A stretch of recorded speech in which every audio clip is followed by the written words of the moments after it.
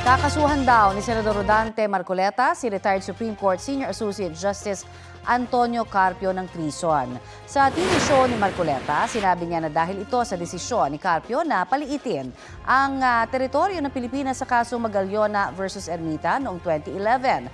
Sabi ng senador, pumayag si Carpio sa argumento ng gobyerno na paliitin na lang ang territorial sea ng Pilipinas dahil makakakuhaan niya ang bansa ng ganansya o pakinabang sa exclusive economic zone nito.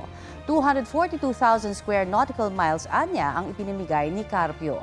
Sabi pa ni Marcoleta, malinaw anya na hindi parte ng teritoryo ng Pilipinas ang Kalayaan Group of Islands, batay raw sa isinumite ng Pilipinas na Volume 2 o Atlas of Relevant Features sa Arbitral Tribunal. Base rin daw sa mapang yan, nasa labas ng teritoryo ng Pilipinas ang iba pang isla, gaya ng Parola, Kota at Panata. Binigyang diin ni Marcoleta na gobyerno ng Pilipinas ang nagsumite niyan sa tribunal, kasama sina Justice Carpio at maritime law expert Attorney J. Batong Bakal. Hindi naman daw niya sinabi na hindi parte ng teritoryo ng Pilipinas ang Kalayaan Group of Islands, pero kailangan daw ng mapa at coordinates nito.